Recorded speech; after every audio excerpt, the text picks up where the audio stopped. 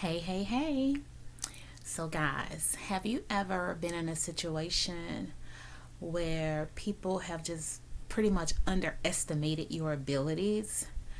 They don't think you can cut it, they don't believe in you. They think you're good enough to do small things, but not big things. They don't see any significance to your life. But you know deep down you were designed to do something amazing. You know that you were designed to do something that will send waves through the world. Only you can see that.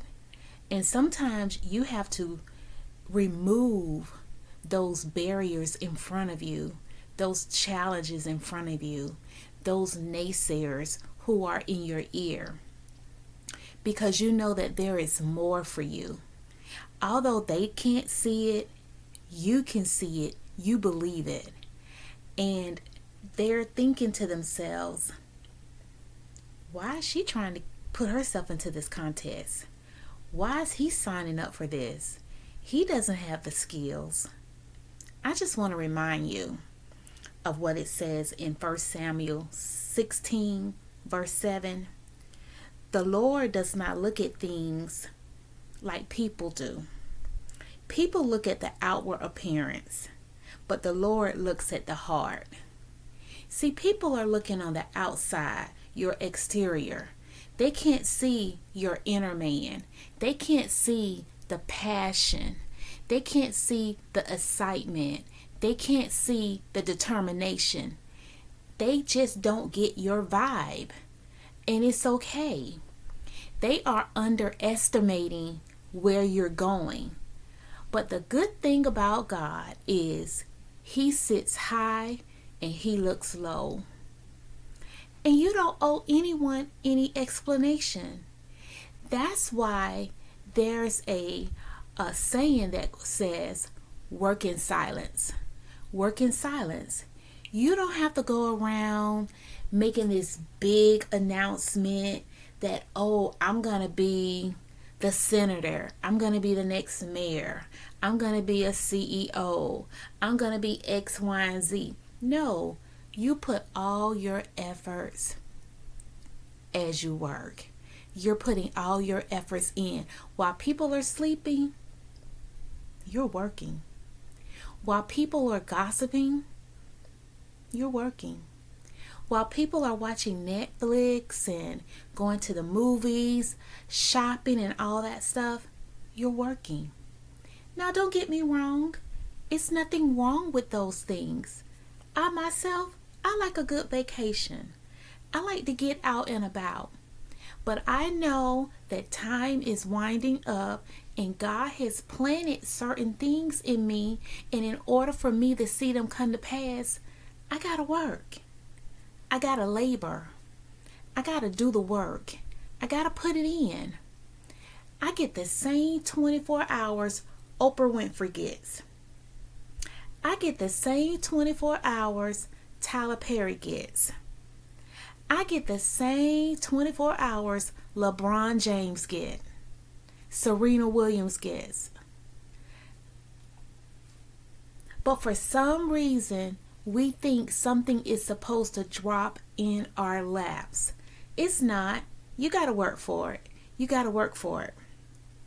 But for those people who underestimate you, you can't control what they think. You can't control what they do.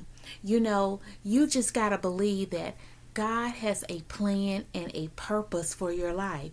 He has a plan and a purpose for your life. That's exactly what Jeremiah 29:11 says. For I know the plans I have for you, declares the Lord. Plans to prosper you and not to harm you.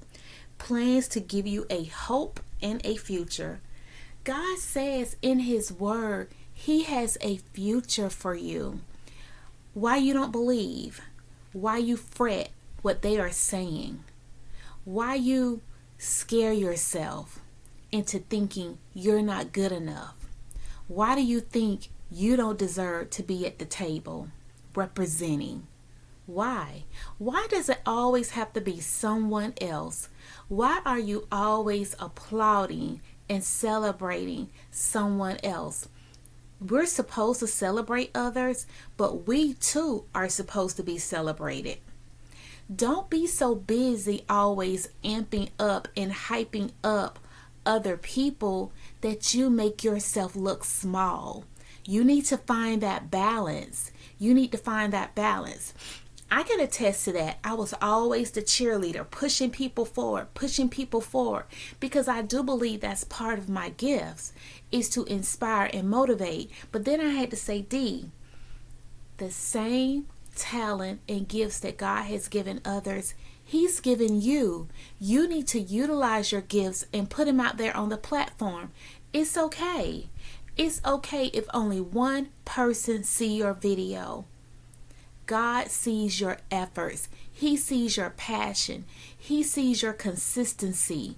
He sees your being disciplined.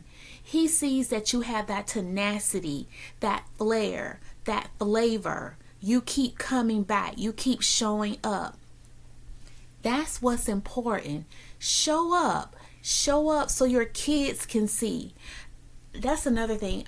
When I think about my mom had 6 kids, and there was a big gap between us. So I'm the baby, and I want to say my brother, I'm 58, so he's like 60. I want to say he's 63, 64. So you can see the age gap there. My mom said I came when I think she was 41 or 42. So I came a little bit later in life, and I forgot where I was going with that. I don't know where I was going with that, y'all. But anyway, I guess what I'm trying to say is that although you could be the last one, of the flock, you're the last chicken to be born, there's still destiny over you, just like it was for the firstborns, So don't get that feeling that, I'm not good enough. I can't move forward. That is not true. That is not true. And when other people count you out, don't you go and sit in a corner and sulk. That should be your motivation. That should be your motivation to rise up, to be more, to be all that God has destined for you to be. God has so much more for you, so much more for me, but we can't get it sitting in a closet. It is just not going to happen, guys. You can see some people who are so confident and they come out and they just do their thing. Do you know those same people, some of those people are introverts?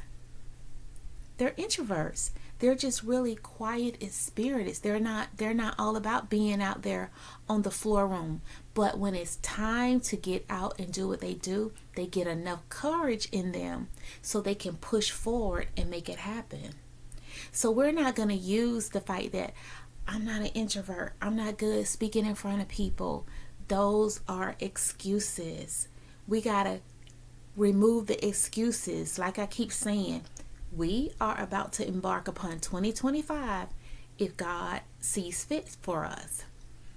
What are you going to do differently in 2025 that you didn't do in 2024? What are you going to do differently? Are you going to show up? Are you going to show your kids? That's where I was going. I was going back to my mom having 6 kids, but she didn't let that put limitations on her. I saw my mom going to college, completing college. She was a profound writer. Oh my goodness. She did not allow limitations to hold her back.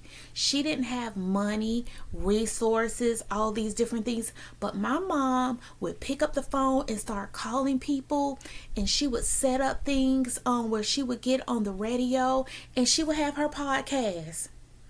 Y'all think YouTube and all this is new, TikTok, Instagram? Baby, ain't nothing new under the sun. People were doing all of this before technology came about. Has it been enhanced? Yes, it has. But ain't nothing new under the sun. Nothing is new under the sun. People just keep remaking. That's why sometimes you have to remake yourself. You have to do something different to put yourself out there. But yeah, my mom, she was she was a force to be reckoned with. Like I said, my mom had two churches. She went and rented, buildings. It takes someone with a strategic mind to see past their limitations that, oh, God gave me this and I'm going to see it to the next level. And I thank God for it, because now here I am. Here I am, walking in her footsteps. Something I thought I would never do. Like I said, I never thought I'd be on talking about Jesus. Jesus what? Jesus who? Jesus what? That's why they say train them up as a child. Train them up as a child. And as you grow, you may go away, cut away from it. And I did. I was like, baby, I'm going to be number one dancer. That was my thing. Some people smoke, drink, and baby, mine was cutting the rug. I'm like, I want to be on the club scene. I want to get in, yeah, that was my thing. I like to get out. It was clean fun too. Not all this so crazy stuff you guys see our kids doing. Lord, we got to continue to pray for them. But it was clean fun. But again, I got off the path. But that's okay, because don't we know that we serve a God who will come back and bring their children back in. They will bring their children back in. And God has his hands on you. He has his hands on you. So when others count you out, God is saying, no, my child, you are still counted in. You are still among the flock. You are my one. I chose you. You're chosen.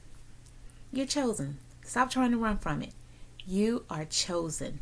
You are uniquely designed, and you have purpose for your life. Go ahead. Make it happen. Go ahead and do it. God's got his hands on you. You can't fail. You can't fail. So until next time, continue to grow and glow in the Lord. Take care.